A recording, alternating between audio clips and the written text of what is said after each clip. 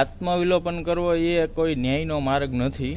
હું સમાજના દરેક મિત્રોને અપીલ કરું છું કે આપણે ન્યાય માટે કાયદા કાનૂન રીતે લડશું, સમાજને એક કરીને સાથે રાખીને. આજે સવારે બગદાણા મંદિર પાસે કોળી સમાજના 2-3 યુવાનો પહોંચ્યા. હાથમાં બોટલ હતી અને બોટલમાં જ્વલનશીલ વસ્તુઓ હતી. પછી એમણે આત્મવિલોપનનો પ્રયાસ કર્યો. પોલીસ ત્યાંથી એ લોકોને ડિટેન કરીને લઈ ગઈ. ગઈકાલે પણ પોલીસે 2 જેટલા યુવાનોને ડિટેન કર્યા હતા. મૂળ વાત એ હતી કે આ યુવાનો અને કોળી સમાજના અનેક આગેવાનોએ એવી ચીમકી આપી હતી કે જો નવનીતભાઈને ન્યાય નહીં મળે તો અમે આત્મવિલોપન કરીશું. પ્રશ્ન અહીંયા આવે છે કે પહેલાં ન્યાયની માંગણી સાથે અનેક આગેવાનો આવ્યા અને કહ્યું કે પોલીસ સરખી તપાસ નથી કરતી. પછી પોલીસની બદલી થાય છે. એસઆઈટીની રચનાની માંગ કરી તો એસઆઈટીની રચના થઈ જાય છે. એસઆઈટીની રચના પછી હજુ સુધી આગેવાનો એવું કહી રહ્યા છે કે અમને ન્યાયની અપેક્ષા નથી. હવે ન્યાય એટલે શું? એસઆઈટીની રચના થઈ ગઈ છે, પૂછપરછ થઈ ગઈ છે. 2 જેટલા યુવાનોની અટકાયત પોલીસે કરી છે. જે યુવાનોની ગાડી હતી, હુમલો કેવી રીતના થયો હતો, ક્યાંથી થયો હતો, પોલીસ અત્યારે સર્ચ ઓપરેશન કરી રહી છે અને પોતાની રીતના કાર્યવાહી કરી રહી છે. છતાં પણ આગેવાનો આજે પહોંચ્યા હતા અને એ યુવાનો જ્યારે બગદાણાના એ પરિસરમાં પહોંચ્યા તો એ બૂમો પાડતા હતા, એ ન્યાયની માંગણી કરી રહ્યા હતા, નારા લગાવી રહ્યા હતા. આખી ઘટના પછી પ્રશ્ન એ થાય કે જે નવનીતભાઈના ન્યાય માટે આ યુવાનો બધું કરી રહ્યા છે, એ નવનીતભાઈનો આમાં શું સ્ટેન્ડ છે? એ નવનીતભાઈ શું કહેવા માંગે છે? તો પત્રકારો નવનીતભાઈને પૂછવા માટે ગયા કે આત્મવિલોપનની ચીમકી આપવામાં આવી. એના પછી યુવાનો આજે બગદાણા પહોંચ્યા હતા, જ્વલનશીલ વસ્તુઓ લઈને ગયા હતા. તો નવનીતભાઈએ સ્પષ્ટ એવું કહ્યું કે ન્યાય માટે લડવાનું હોય, આ બધું ન્યાય માટે આપણે કરવાનું નથી. આપણો જીવ ખૂબ અમૂલ્ય છે ને આ બધી જ વાત એમણે કરી. એટલે જે પીડિત છે એ પીડિત પણ એવું કહી રહ્યા છે કે આવું કશું જ કરવાનું થતું નથી.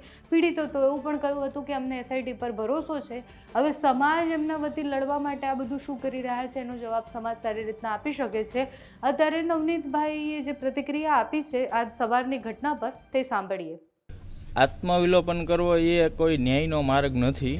હું સમાજના દરેક મિત્રોને અપીલ કરું છું કે આપણે ન્યાય માટે કાયદા કાનૂન રીતે લડશું, સમાજને એક કરીને સાથે રાખીને.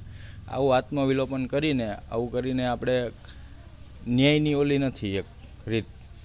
મારા સરકારશ્રીને એક વિનંતી છે કે સીટને પણ કે મારા સમાજને થોડો કામ દિલાસો આવે એવી તો કાંઈ થોડીક એ લોકો તપાસ કરી છે એવી આશા જાગે, એવું કંઈ કરે તો થોડીક સમાજને આશા તો જાગે કે ભાઈ તો સમાજ થોડોક શાંત રહે. નહીતર તો આજે કાંઈ તપાસ કરી છે, તપાસ ક્યાં સુધી પહોંચી છે, બરોબર, કોણ કોણ આરોપી, મૂળ આરોપી સુધી જે કોઈ પહોંચ્યા નથી તો માણસોને તો રોજ તો રહેવાનો જ છે. એમ કંઈક સરકારને હું એવી રિક્વેસ્ટ કરું છું કે ભાઈ થોડીક કામ સમાજને થોડીક આમ આશા રહી કે ભાઈ હાલો જે કાંઈ તપાસ થાય છે યોગ્ય દિશામાં થાય છે એવી તો કાંઈ પણ તો થોડી જ હજી દિલાસા મળે એવી હું અપીલ રાખું છું.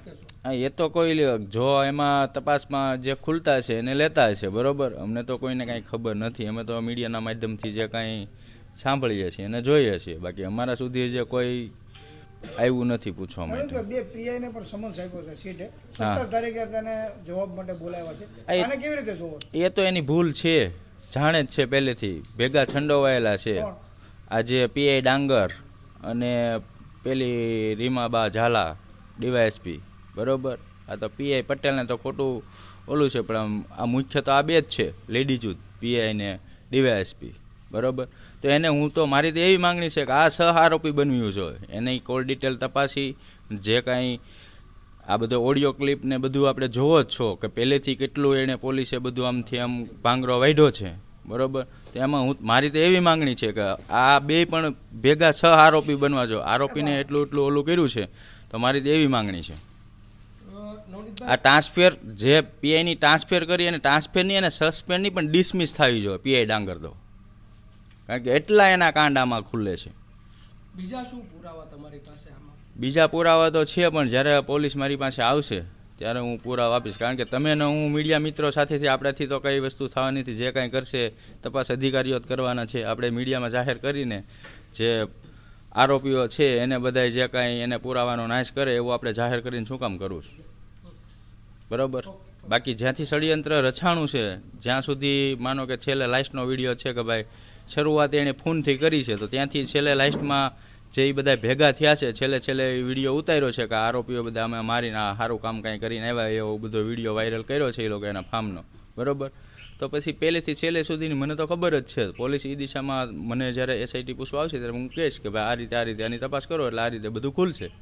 બરોબર? એ બધા પુરાવાઓ છે તમારી પાસે? હા, બધા પુરાવા છે આપણી પાસે. અને અત્યાર સુધી જે કાંઈ પુરાવા આપ્યા છે મેં જ આપ્યા છે. પોલીસે ક્યાંથી ગોત્યા છે? આ જે ઓડિયો ક્લિપો છે જે મારા તરફથી જ બધી થઈ છે, જે વિડીયો વાયરલ કર્યો છે એ લોકો પાસેથી મેં જ લીધો છે. તો હજી સુધી મને પોલીસ કેમ પૂછવા નથી આવી ભાઈ SIT વાળા કે આ જે વિડીયો વાયરલ કર્યો છે કોની પાસેથી મેળવ્યો છે? બરોબર? મેં જ પોલીસને PI ડાંગરને આપેલો છે.